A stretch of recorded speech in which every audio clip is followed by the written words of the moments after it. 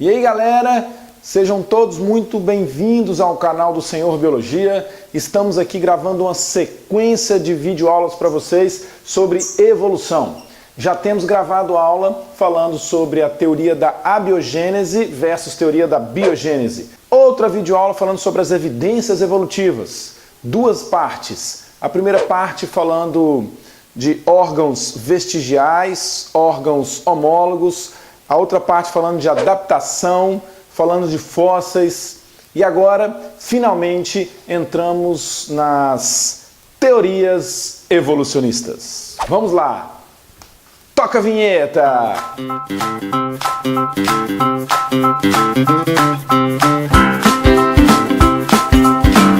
Senhor Biologia. Muito bem, essa primeira parte da aula vamos falar sobre Lamarck, Jean-Baptiste Lamarck.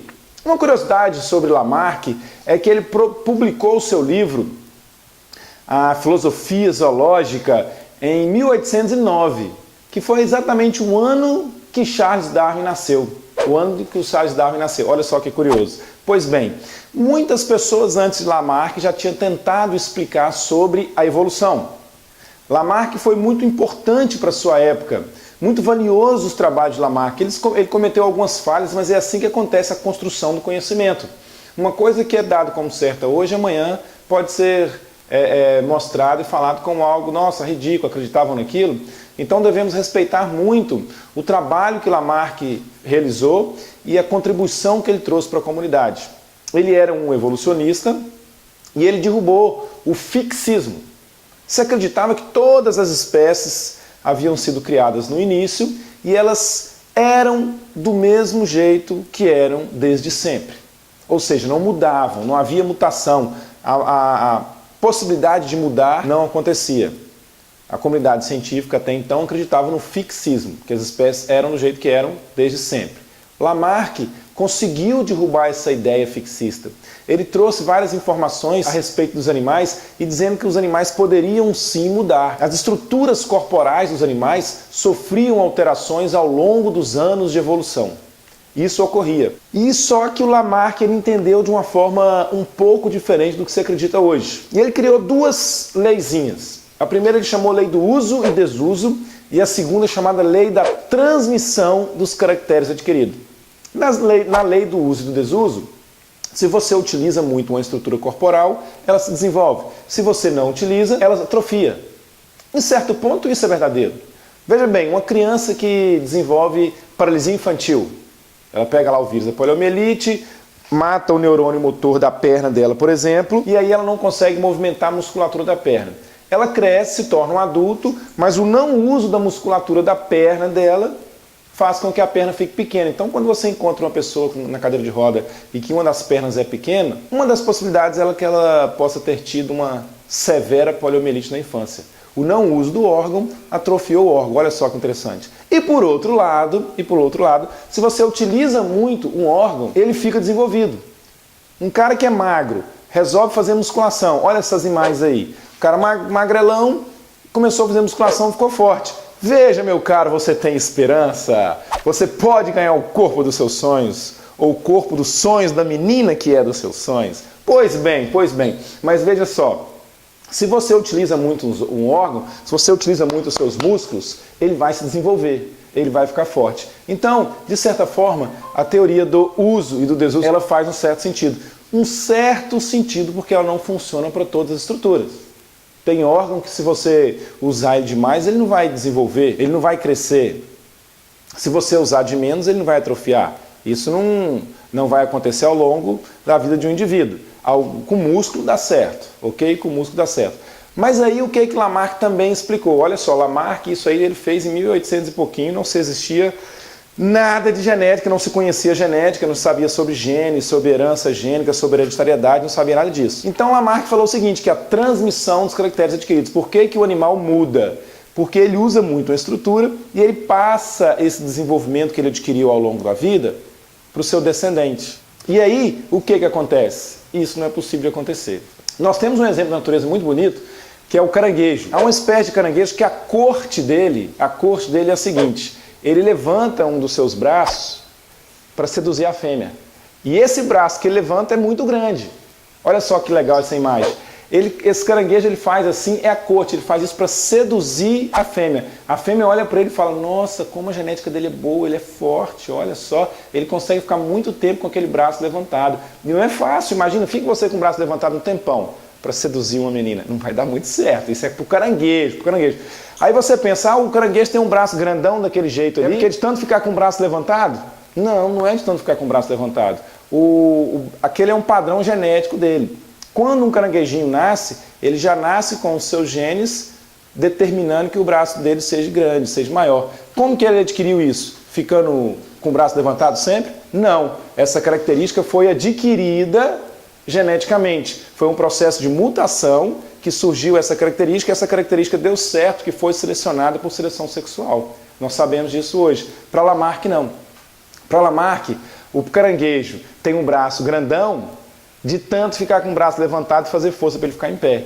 E aí ele ficou com o braço maior, mais forte, e aí o filhotinho dele nasceu com o braço um pouco mais forte. E assim por diante. Até que hoje temos o caranguejo com um dos braços muito maior do que o outro. Uma das pinças muito maior do que o outro. Isso não acontece. Os livros de biologia trazem o exemplo da girafa. Exemplo, inclusive, que Lamarck não falou. Nem Lamarck nem Darwin falou isso aí. Mas é um exemplo legal, é interessante. Que diz o seguinte, a girafa antes tinha um pescoço curto e os 4 membros do mesmo tamanho. Para ela tentar buscar um alimento mais no alto, ela esticava demais o pescoço dela. E aí ela esticava e ficava com um pescoço um pouco maior do que seria se ela não tivesse feito isso. E aí essa característica, um pescoço um pouco maior, ela passou para o seu descendente. Aí o descendente dela fez a mesma coisa e ficou um pouco maior ainda, e que passou para o seu descendente. E assim sucessivamente. No final nós temos a girafa com os membros anteriores muito maior do que os posteriores, de tanto usar a força dos pés, e de tanto esticar o pescoço ficou grandão. Beleza, isso é o que Lamarck dizia. Lei do uso e desuso e a transmissão dos caracteres adquiridos. Só que essa transmissão não é possível. Lembra da história, se você comparar, lembra a história do menino lá que fez musculação, daquela imagem? Olha ele de novo para você ver. Imagina esse cara, magrelão, encontra uma menina, fortuna também, e os dois resolvem ter um filho. E aí, vai nascer o quê? Um guerreiro saiyajin? Yeah! De jeito nenhum, né, galera? Vai nascer um magrelinho do mesmo jeito, igual o pai e a mãe, ok? Não tem erro. Então, a questão do grande erro de Lamarck, a lei da transmissão dos caracteres adquiridos. O que é que a gente transmite? A gente transmite os caracteres herdados. Esse é transmitido. Então, cuidado, hein? Uma questão que fala das leis de Lamarck, a transmissão dos caracteres herdados, aquele que a gente herdou dos pais, esse a gente transmite. O que a gente adquiriu ao longo da vida, a gente não transmite, ok? Numa outra aula, eu vou gravar para vocês falando sobre a epigenética. A epigenética, ela está trazendo uma nova ideia que está dando uma força para o que o Lamarck disse. Por isso ela está sendo chamada de neo-lamarquismo. O que Lamarck disse, neo-lamarquismo. Por quê? Está dizendo que fatores externos, o ambiente, pode sim mudar a espécie. Pode sim mudar a espécie. E essa mudança pode ser transmitida. Mas isso vai ficar para uma outra aula. Nesse momento, um ponto muito importante que difere a teoria de Lamarck e de Charles Darwin, que é o seguinte. De toda a ideia de Lamarck, o que tem que ficar na sua cabeça é o seguinte. Para Lamarck, as espécies mudavam de acordo com o ambiente. Ou seja, o ambiente determinava a mudança da espécie. Por exemplo, o urso polar era pardo. Aí, de repente, a região polar começou a nevar, ficou tudo branco. Aí o urso polar foi ficando branco. Isso é lamarquismo. Não existe um objetivo para a evolução. A evolução, olha para essas minhas palavras, a evolução não acontece com um propósito, ok? A evolução simplesmente acontece. Não existe um propósito, essa mudança vai acontecer para isso. Não, simplesmente acontece uma mudança. Se ela vai ser benéfica e vai se manter, ou se ela vai ser maléfica e será eliminada, isso só o tempo dirá. Então a evolução não tem um propósito, ela não tem um objetivo, ela não tem uma razão de acontecer, um resultado final a alcançar. Não existe. Nas ideias lamarquistas traz essa noção. Então é muito sutil a diferença do que realmente se acredita hoje para o que Lamarck dizia. E as questões traz isso com muita sutileza, e se você não ficar bem atento, você pode errar. E é muito comum as pessoas trazerem uma visão lamarquista da coisa. Ah, o bicho é verde por quê? Ah, de tanto viver ali num ambiente que é verde, comer o capim que é verde, ele ficou verde. O grilo é verde por causa disso. Ah, o grilo marrom é porque de tanto comer a palha que é marrom, ele ficou marrom. O grilo, a esperança, que é o grilo verde, ficou verde de tanto comer capim verde. Isso não é possível. O urso polar é branco porque vive na neve ou o urso polar vive na neve porque ele é branco? O urso polar é branco porque vive na neve ou o urso polar vive na neve porque ele é branco? De acordo com as ideias, olha como que é sutil a diferença. De acordo com as ideias lamarquistas, o urso polar é branco porque vive na neve. De acordo com as ideias darwinistas, o urso polar vive na neve porque ele é branco. No meu entendimento, porque isso aí traz, essa frasezinha traz muitas interpretações. Qual que é o entendimento que eu quero trazer nesse sentido? O urso polar é branco porque vive na neve, traz o sentido de que, de tanto viver na neve que é branca, ele acabou ficando branco também. É o ambiente mudando o indivíduo. Isso é Lamarck. O urso polar vive na neve porque ele é branco. Vive na neve porque ele é branco, ou seja, ele vive na neve porque ele é branco. E ele sendo branco na neve é uma vantagem para ele. Aí já é uma ideia darwinista da seleção natural. Ok? Então, fechando para vocês. Teorias evolucionistas, o primeiro teólogo, Jean-Baptiste Lamarck. Ele derrubou o fixismo, ele falou da lei do uso e desuso e da transmissão dos caracteres adquiridos. E ele acreditava que o ambiente poderia mudar a espécie. A espécie evoluía e mudava no seguinte propósito. E para fechar, uma última coisa de Lamarck que muitos professores esquecem de dizer, mas aqui no canal do Senhor Biologia você tem. Lamarck acreditava em algo chamado microevolução. Ele ainda acreditava na microevolução. Ele estava enraizado no conhecimento do criacionismo. O que é a microevolução?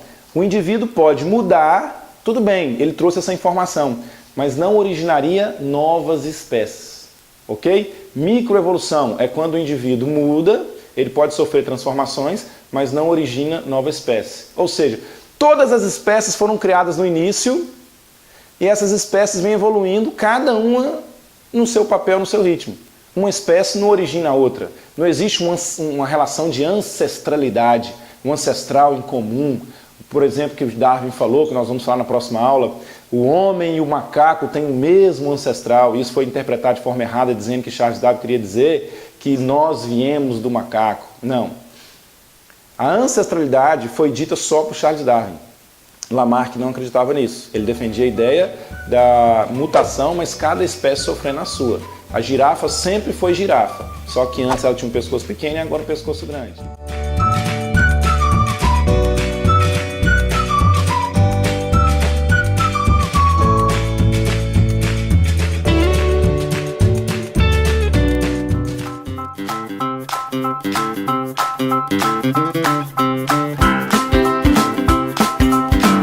Senhor Biologia.